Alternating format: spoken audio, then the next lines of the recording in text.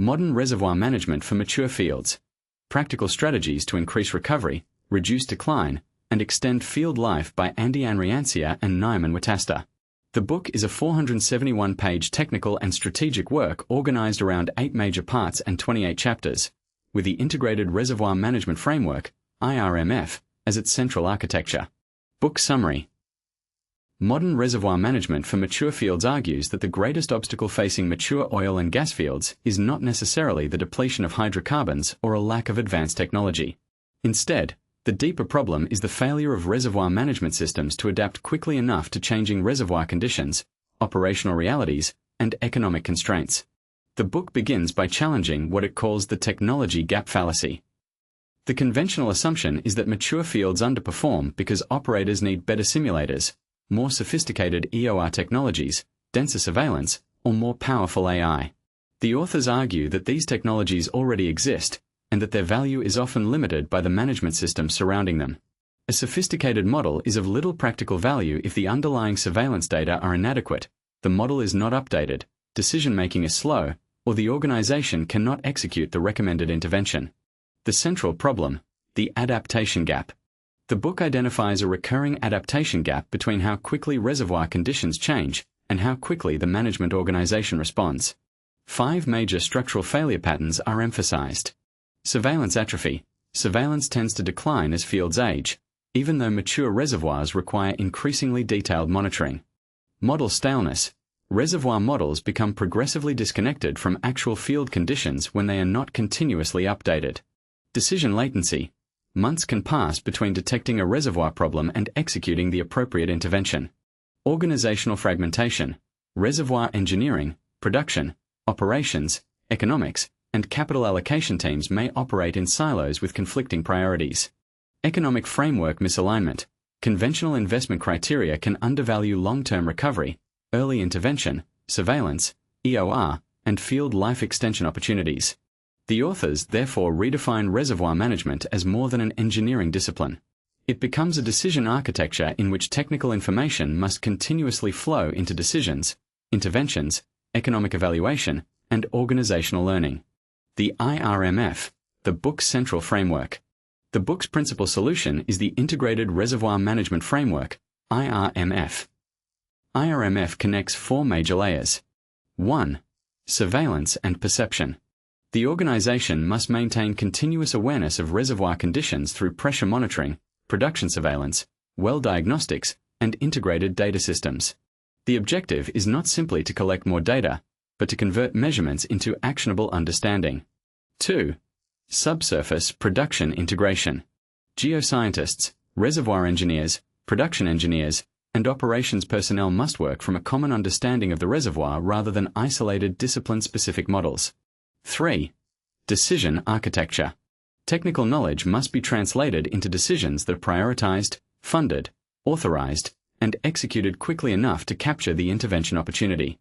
The book consequently treats decision latency as a measurable performance variable, rather than an invisible organizational inconvenience.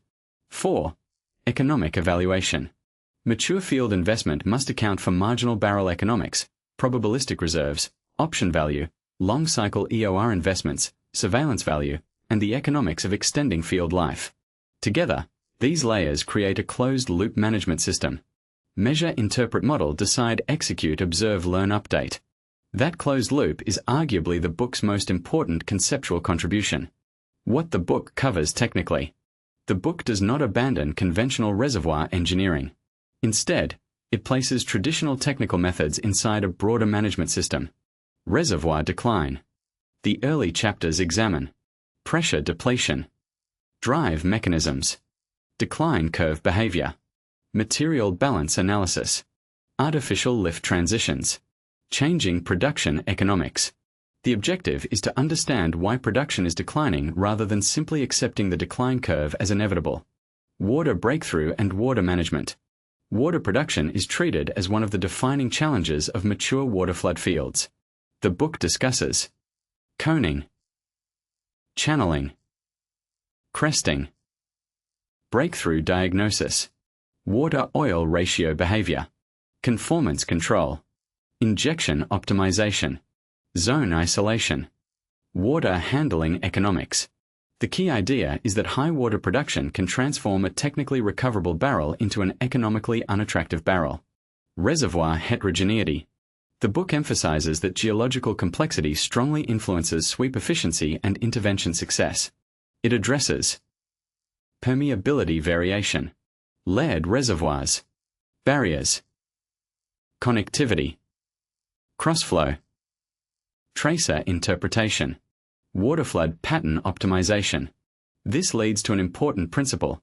There is no universal mature field strategy. Management priorities must reflect the dominant geological and operational failure mode of each field. Surveillance becomes a strategic asset. One of the strongest themes in the book is that surveillance should not be treated as a discretionary cost. As fields mature, the authors argue, surveillance becomes more important, not less. The book therefore examines Permanent downhole gauge, pressure and temperature monitoring, production testing, pressure transient analysis, production logging, allocation data, real-time dashboards, data quality management, Bayesian updating, value of information analysis. The objective is to reduce the time between a change occurring in the reservoir and the organization recognizing what that change means. The book's top 50 mature field management mistakes reinforces this point. Among the mistakes identified are reducing surveillance after peak production, testing wells too infrequently, relying on field averages, accepting poor allocation uncertainty, failing to monitor injection profiles, and relying on surface data without adequate downhole context. Recovery optimization. The fourth part moves from diagnosis toward intervention. It addresses infill drilling, remaining oil identification, well placement optimization, EOA, workovers, stimulation, intervention priorisation, adaptive production management, artificial lift optimization. A recurring principle is that interventions should not simply be ranked by their expected production increase. They should be ranked according to a combination of production potential plus uncertainty plus intervention risk plus timing plus capital efficiency plus economic value. This shifts reservoir management from what can we do toward what should we do first, when should we do it, and what is the consequence of waiting. AI and digital reservoir management. The book then moves into digital transformation. It examines digital reservoir twins, AI-assisted production forecasting, machine learning, predictive surveillance, anomaly detection, automated optimization, uncertainty quantification, closed-loop decision systems. But the authors deliberately avoid presenting AI as a magic solution. Their position is essentially, AI can amplify a good reservoir management system, but it cannot compensate for a bad one. Poor data, inadequate surveillance, outdated models, organizational resistance, and failure to integrate AI recommendations into actual decisions can prevent sophisticated algorithms from producing meaningful value. ARIS, the future state architecture. The book's major future-oriented framework is the Adaptive Reservoir Intelligence System, ARIS. ARIS combines continuous data integration, dynamic reservoir modeling, AI forecasting, predictive surveillance, scenario analysis, intervention optimisation, closed-loop learning. The system is designed to progressively reduce the adaptation gap. The book even proposes measurable ARIS performance indicators, including perception lag, interpretation lag, response lag, total adaptation gap, data quality, model update frequency, forecast accuracy, workover success, intervention timing, and recovery factor trends. An important extension is portfolio-level ARIS, where multiple mature fields can be managed collectively. The system can theoretically optimize capex allocation, shared workover resources, cross-field learning, and portfolio-level production risk. Organizational transformation. A particularly important aspect of the book is its argument that technology transformation must be accompanied by organizational transformation. The book advocates integrated operating structures capable of connecting geology, reservoir engineering, production operations, economics, capital allocation. It discusses integrated asset teams, centers of excellence, workflow redesign, delegated authority, change management, and institutional knowledge preservation. One recommendation is the hub and spoke model. combining technical centers of excellence with field-level integrated asset teams. The book argues that organizational redesign should also be treated as an investment, because reduced decision latency and better integration can create measurable production value. The book also highlights an often overlooked risk: loss of institutional memory. Mature fields may have decades of accumulated knowledge, while individual engineers may rotate through assignments every few years. Without structured documentation, lessons learned, mentoring, and knowledge databases, valuable field knowledge disappears. Economics: managing the marginal barrel. The economics section reframes mature field economics around the marginal barrel. As production falls, fixed costs are spread across fewer barrels.